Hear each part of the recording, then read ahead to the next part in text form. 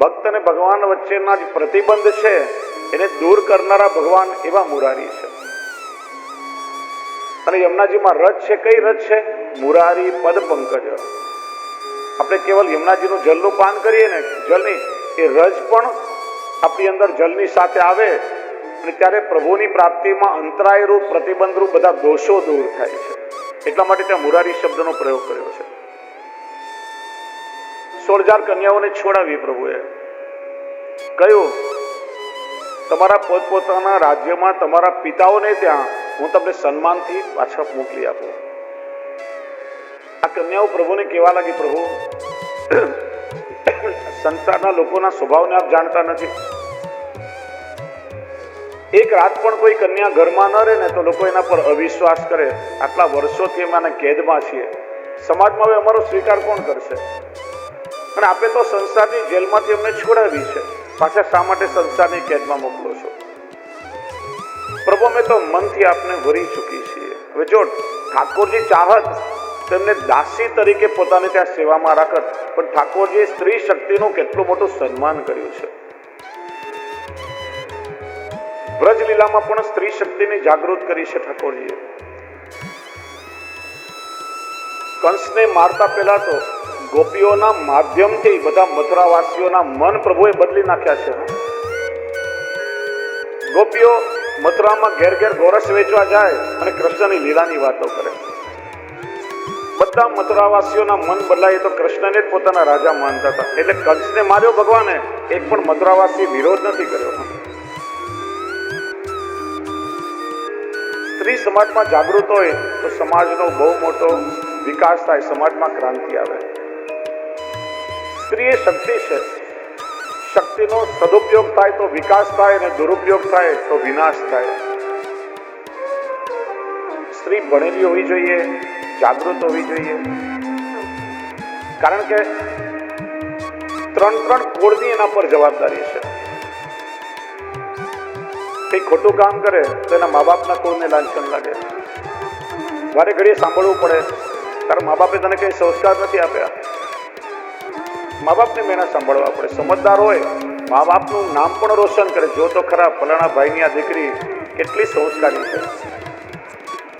મા બાપનું કોળ, બીજું સાસરાનું કોળ. આ પરિવારની વહુ છે, આવી જોઈએ, આ સંસ્કાર એનામાં હોવા જોઈએ, આ જ વૈષ્ણવતા એનામાં હોવા જોઈએ. અને ત્રીજું, પોતાના સંતાનનું. સંસ્કારી સ્ત્રી હોય તો પોતાના સંતાનને પણ સારા સંસ્કાર આપે, એનું પણ ભવિષ્ય સુધારે. એટલે પ્રભુએ સ્ત્રી શક્તિને જાગૃત કરી એનું સન્માન કર્યું. જો પ્રત્યેક સ્ત્રી માતા છે, કોઈની પત્ની છે, કોઈની બહેન છે, કોઈની દીકરી છે, દરેક માં પોતાના બાળકોને સંસ્કાર આપે. બેટા, જીવનમાં થોડા સાધનો ઓછા હશે તો ચાલશે, પણ મારો દીકરો કોઈ ખોટું કામ કરશે ને હું સહન નહીં કરું, હું જરાય નહીં ચલાવી લઉં. પ્રત્યેક પત્ની જો એના પતિને કહે મોજ શોખના સાધનો ઘરમાં ઓછા લાવશો ને તો મને કઈ ફરક નહીં પડે, પણ મારો પતિ ખોટો માણસ, ચોર કે લબાડ કહેવાય ને, હું ક્યારે સહન નહીં કરું. પ્રત્યેક બેન રાખડી બાંધતી વખતે ભાઈને કહે, ભાઈ મને રૂપિયાનું કવર નહીં આપે ને તો ચાલશે, પણ એક વચન આપ કે મારો ભાઈ જીવનમાં ક્યારેક ખોટું કામ નહીં કરે. તો આ પુરુષોની તાકાત નથી કે કઈ ખોટું કરી શકે. સ્ત્રી હંમેશા જાગૃત હોય અને ભણેલી હોવી જોઈએ, એનો સદુપયોગ થવો જોઈએ. એટલે ભગવાને સ્ત્રી શક્તિને એનું સન્માન કર્યું છે, દાસી નથી બનાવી. સન્માન સાથે દ્વારકા મોકલાવી. એક જ સમયમાં, એક જ મુહૂર્તમાં 16,000 સ્વરૂપ ધારણ કરી અને ભગવાને એમની સાથે વિવાહ કરી અને એમને પોતાની રાણીનો દરજ્જો આપ્યો છે. તમે વિચારો, એક દિવસમાં આપણે વૈદિક વિધિથી એક લગ્ન કરી શકીએ, બરાબર? 16,000 કન્યાઓ સાથે લગ્ન કરવામાં 54.5 વર્ષ લાગે. એક કન્યા જે 20 વર્ષની હોય અને છેલ્લો જેનો નંબર આવે 74 વર્ષની થાય. પત્રિકામાં કન્યા લખાય કે બા લખાય? શું લખાય? ગોમતી બા સાથે કૃષ્ણના લગ્ન, જમુના બા સાથે કૃષ્ણના લગ્ન.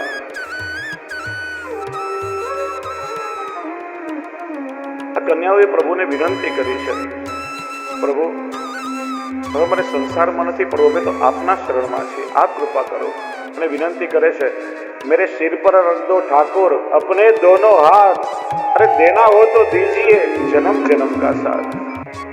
સુખદેવજી પ્રભુના ગ્રસ્ત આશ્રમ સંતાનોનું વર્ણન કરે છે. 16,000 રાણી અને 8 પટરાણીઓ સાથે પ્રભુ આનંદથી વિહાર કરતા હતા.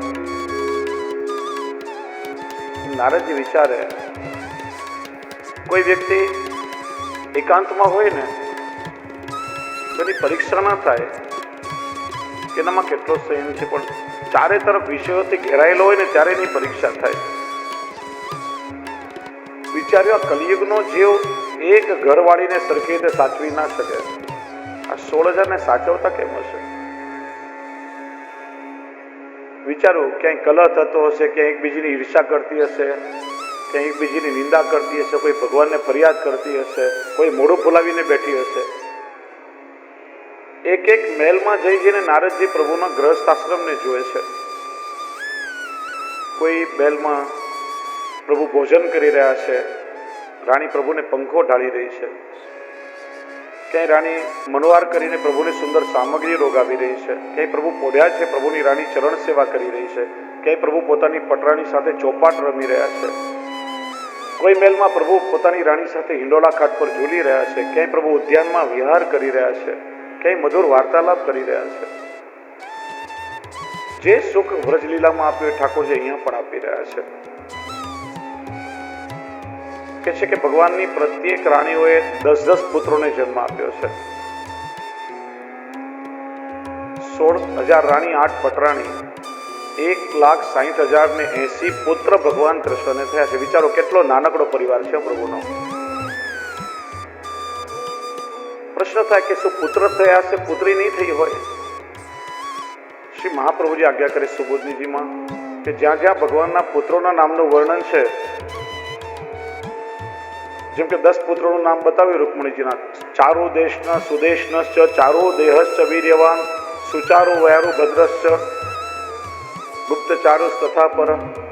10 પુત્રોના નામમાં 5 વાર ચકાર આવ્યો. સુદેશનશ્ચ ચારુ દેહશ્ચ અર્થાત 5 પુત્રીને પણ જન્મ આપ્યો છે. એમ ત્રીજી પેઢીએ એતેષામ પુત્ર પૌત્રશ્ચ બભ્રુ કોટિશો નૃપ, ભગવાનના સંતાનોની સંખ્યા કરોડો સુધી પહોંચી ગઈ છે.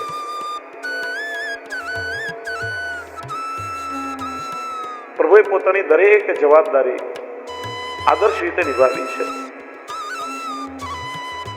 પછી અનિરુદ્ધજીના વિવાહ અને રૂક્મીના વધની કથા કહી. બાણાસુરની પુત્રી ઉષાનું હરણ કરીને અનિરુદ્ધ લઈ આવ્યા. તમે ઓખારણના નામથી જે કહો છો બધું. બાણાસુર પ્રભુ સાથે યુદ્ધ કરવા આવ્યો. શિવજીનો પરમ ભક્ત હતો અને ભક્તના પક્ષમાં શિવજી પ્રભુ સાથે લડવા આવ્યા. ભગવાને જૃંભણાસ્ત્ર નામના અસ્ત્રથી શિવજીને મોહિત કરી દીધા. બાણાસુરને 1000 હાથ હતા, 998 હાથ કાપી નાખ્યા. કારણ કે ભગવાને પ્રહલાદને વરદાન આપ્યું હતું, તારા કુળમાં હું ક્યારે કોઈને મારી. પ્રહલાદનો પૌત્ર બલિરાજાનો પુત્ર જે બાણાસુર છે એને ભગવાને પછી અભયદાન આપ્યું છે. અને ઉષા સાથે અનિરુદ્ધજીના ધામધૂમથી વિવાહ થયા. અને પછી બલરામજી પાસે રૂક્મીને મરાવ્યો. આગળ 64મા અધ્યાયમાં નૃગ રાજાનું ચરિત્ર કહ્યું એ પહેલા એક 5-7 મિનિટનો નાનકડો વિરામ રાખીએ. અમારા દિનેશભાઈ ક્યાં ગયા? હવે ચાલો એક જ મિનિટ સરકાર. બટુકભાઈને વિનંતી કે રાકેશભાઈ તલાટીને ઉપર અભિવાદન માટે લઈ આવે. રાકેશભાઈ તલાટી એટલા માટે બોલાવું છું કે આ હાલોલના આગને આપ જાણો છો, સીપી તલાટી સાહેબ વૈષ્ણવ પરિષદમાં જેમને ખૂબ જ મંત્રી તરીકે સેવા આપી છે. એમના મધર શર્મિષ્ઠાબેન સ્ત્રી સમાજના પ્રમુખ છે ને, શર્મિષ્ઠાબેન એમના પુત્ર છે.